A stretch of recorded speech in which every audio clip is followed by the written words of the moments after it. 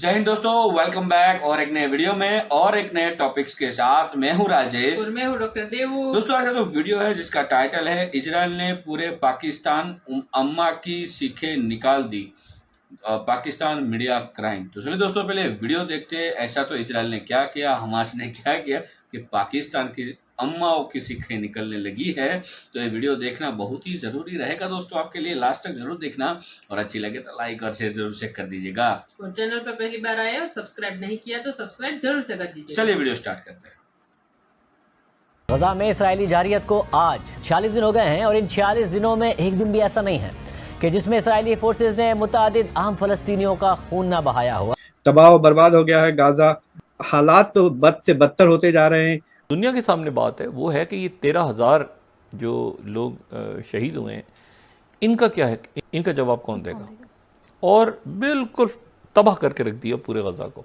57 Islamic मुल्क जो है वो बेसिकली तो because of absence of same political system, neither they can understand each other nor they can coexist with each other. अजीज दोस्तों, Gaza में इजराइल की बमबारी भी जारी है, ग्राउंड फोर्सेस की भी अटैक्स जारी हैं, लेकिन यह है कि अब इजराइल ने अपना काफ़ी हद तक टारगेट अचीव कर लिया है और मुस्लिम देशों ने भी अपना कर्तव्य, अपना फ़र्ज़ पूरा किया शोर मचा के, और बस यही कर सकते थे वो। जितने हमने देखे हैं मौलवी जो हैं वो आई एम नेवर सीन कि वो उन्होंने जुम्मे के खुतबे में कहा हो कि बाहर जो आपके इर्द गिर्द इतनी गुर्बत है इसको ख़त्म करें। हाँ जी, इस्लाम में सबका हक है, ये वो मैंने कभी नहीं ये सुना। वहाँ पे वही कि ये काफरों को ये कर दे, जहन्नम दे दे, पता नहीं क्या कर दे, कश्मीर आज़ाद करा दे और फ़लस्तीन आज़ाद करा दे। अगर दुआओं से ये बात बननी होती तो 1400 साल से ये दुआएं मांगी जा रही हैं और the result is zero. Hello दोस्तों, स्वागत है आप सभी का एपीएन चैनल पे।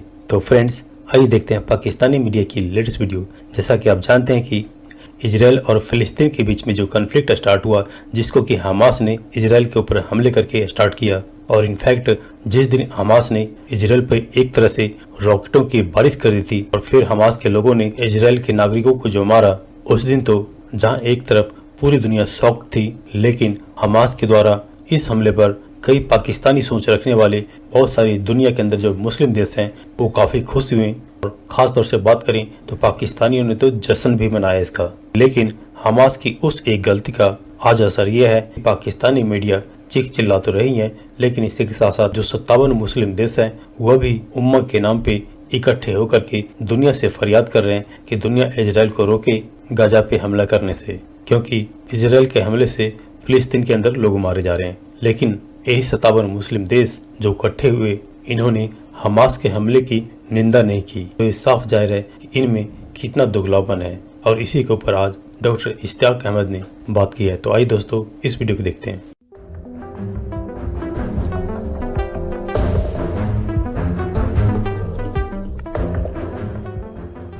डॉक्टर साहब, सबसे पहले तो आपके वक्त का बहुत शुक्रिया सर।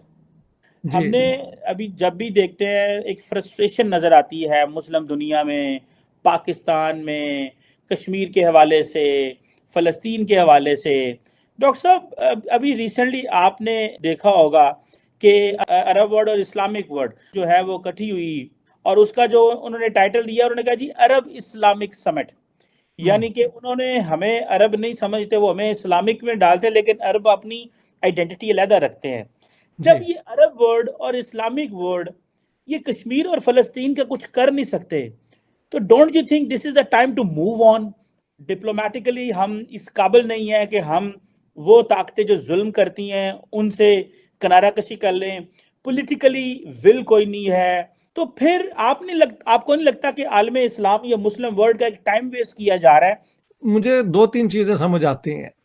एक तो ये है कि 20वीं, 21वीं बल्कि 19वीं सदी से जो दुनिया में चेंजेस आए, उसमें हर जगह पे जो मज़हब और ऑर्थोडॉक्सी का होल्ड था ना, वो कमज़ोर होता गया और ज़्यादा से ज़्यादा जो तरक्की हुई वो ह्यूमन राइट्स की तरफ है। ये वेस्टर्न सिविलाइजेशंस, हिंदुज़म भी आप देख लें, और ये सारे उससे आगे बढ़ गए हैं।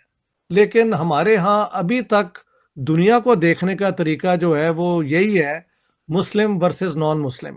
एक तो ये प्रॉब्लम है। दूसरा प्रॉब्लम डॉक्टर साहब ये है कि ये एक बहुत बड़ी इल्यूजन या आप डिल्यूजन भी कह सकते हैं कि मुस्लिम उम्मा कोई एक होमोजेनियस किस्म का ग्रुप है।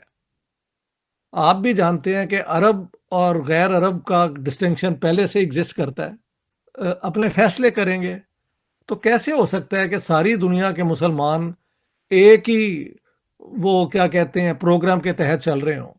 जी दूसरी बात है, क्या वाकई दुनिया को डिवाइड किया जा सकता है इस्लामिक गैर इस्लामिक में? अभी जब हमारे फ्लड्स आए थे तो जी ज्यादा तो मदद यूनाइटेड नेशंस की तरफ से और वेस्टर्न पावर्स की तरफ से आई है ना हमें। तो फिर हम दुनिया से मदद क्यों लेते हैं अगर हम सिर्फ इस्लाम की बात करते हैं कि वही हमारी बरादरी है? जितने हमने देखे हैं मौलवी जो हैं वो आई एम नेवर सीन कि वो उन्होंने जुम्मे के खुतबे में कहा हो कि बाहर जो आपके इर्द गिर्द इतनी गुर्बत है इसको ख़त्म करें। हाँ जी, इस्लाम में सबका हक है, ये वो मैंने कभी नहीं ये सुना। वहाँ पे वही कि ये काफरों को ये कर दे, जहन्नम दे दे, पता नहीं क्या कर दे, कश्मीर आज़ाद करा दे और फ़लस्तीन आज़ाद करा दे। अगर दुआओं से ये बात बननी होती तो 1400 साल से ये दुआएं मांगी जा रही हैं और द रिजल्ट इज जीरो। बिल्कुल सही कह रहे हैं, क्योंकि डॉक्टर साहब ये जो आइडिया था यूनिटी ऑफ मुस्लिम, वो तो देखे ना बुरी तरह फेल हो चुका हुआ है।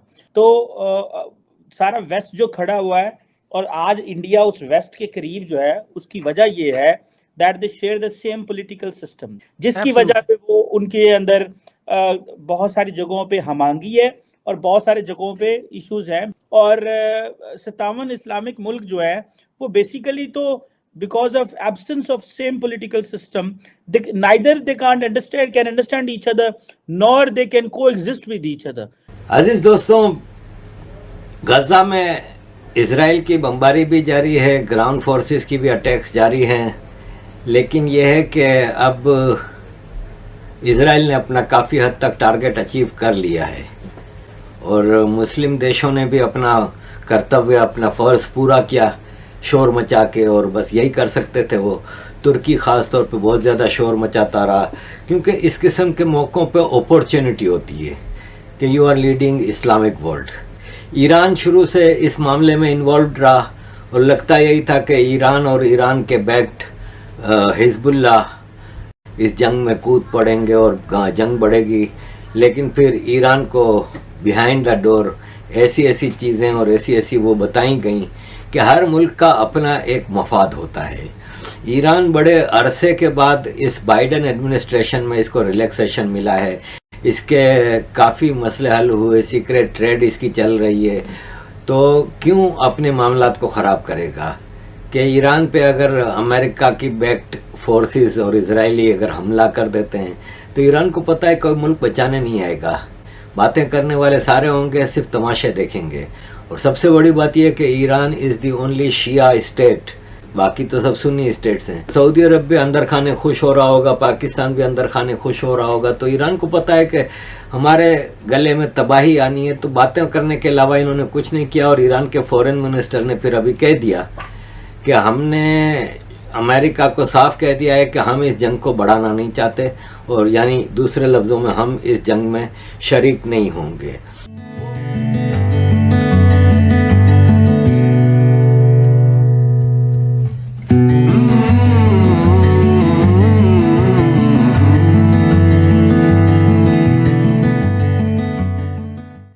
थैंक यू दोस्तों वीडियो को यहाँ तक देखने के लिए। और देखो, पाकिस्तान में मतलब हर बार मातम भी मनाया जाता है, खुशी का दौर भी आता है। जैसे हमास ने स्टार्ट किया था, एक ही साथ करीबन 5000 रॉकेट इजराइल पे दाग दिए थे, तो पाकिस्तान में तो जश्न मनाया गया था, उनको तो बहुत अच्छा लगा था। लेकिन अब इजराइल ने हमास को मतलब पूरी तरह से नष्ट ही खत्म ही कर दिया, ऐसा ही समझ लो। क्योंकि जिस हिसाब से न्यूज़ आ रही है और जो हम मीडिया में देख रहे हैं उस हिसाब से तो मेरे को लग रहा है कि अब हमास खत्म हो चुका है। लेकिन अभी जो न्यूज़ आ रही है वो ये है कि अब इजराइल की ओर से ये जो युद्ध हो रहा था उसमें कुछ समय के लिए विराम रख दिया गया है। अब ये परमानेंट विराम है या कुछ टेम्पररी है वो तो अभी हमें बाद में पता चलेगा, लेकिन फिलहाल स्टॉप किया गया है। उसका रीजन अभी तक बाहर नहीं है कि क्यों स्टॉप किया गया है। कोई भी वीडियो आएगी तो हम आपके समक्ष जरूर लाएंगे। लेकिन पाकिस्तान अब रो रहा है, उसका रीजन यही है कि इजराइल ने हमास को पूरी तरह से बर्बाद कर दिया है। बर्बाद करना मतलब ये है कि वहाँ पे बहुत सारे लोगों की जानें तो गई है, लेकिन वहाँ की प्रॉपर्टीज जो है वो बहुत जो प्रॉपर्टीज मतलब थी वो डैमेज कर दी, नष्ट कर दी, ऐसा ही समझ लो। तो यही हाल होना था आतंकवादियों का। तो पाकिस्तानियों आपको ये देखना चाहिए कि आतंकवादियों का सफाया हुआ है। हाँ। हालांकि उस सफाया करने में बहुत सारे नागरिकों की भी जान गई है, फिलिस्तीन के नागरिकों की भी जाने गई है, सामने इजराइल के नागरिकों की भी जाने गई है। तो ये हमें देखना बहुत जरूर है। उससे एक सीख तो जरूर मिलती है कि जब युद्ध होता है तो नुकसान दोनों साइड होता है। तो युद्ध करना ये कोई भी हिसाब से सही नहीं माना जाता और है। आतंकवादी को पालना कितना मतलब भारी पड़ सकता है, वो तो सीखना पाकिस्तान चाहिए को, वो तो उसको सीखने से कोई फर्क पड़ने वाला है नहीं।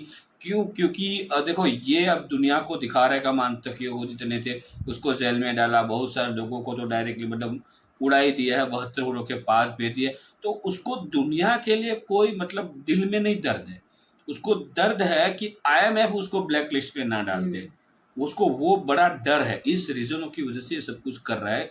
और अभी इजराइल में इतना सब हुआ तो पाकिस्तान की गवर्नमेंट ने कुछ नहीं बोला, हालांकि पब्लिक ने बहुत कुछ किया है। हाँ, लेकिन गवर्नमेंट ने करने नहीं, के लिए रेडी है, लेकिन गवर्नमेंट के मुंह से मतलब कुछ गवर्नमेंट ने कुछ इधर उधर किया तो डायरेक्टली ब्लैक लिस्ट में ही है पाकिस्तान। उसके ऊपर तलवार लटक ही रही है, कभी भी गिर सकती है, ये पक्का है। और गिरने के बाद डायरेक्टली गला ही कटेगा, ये हो सकता है। इसीलिए पाकिस्तान अब जो भी मतलब एक स्टेप लेता है ना, तो बोलते हैं ना जला हुआ कुछ, हाँ, वो दूध का जला हुआ छाछ भी छाछ फूंक कर पीता है।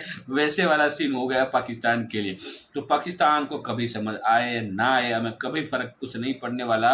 फिलहाल हमारी इकोनॉमी ग्रो कर रही है, हम स्ट्रांग हो रहे हैं दुनिया में। तो दोस्तों उस पर ज्यादा ध्यान देना। बस इतना ही आज के वीडियो में। फिलहाल हम आपसे विदाई लेते हैं, मिलते हैं और एक नए वीडियो में आपके साथ। टिल देन, जय हिंद, जय भारत।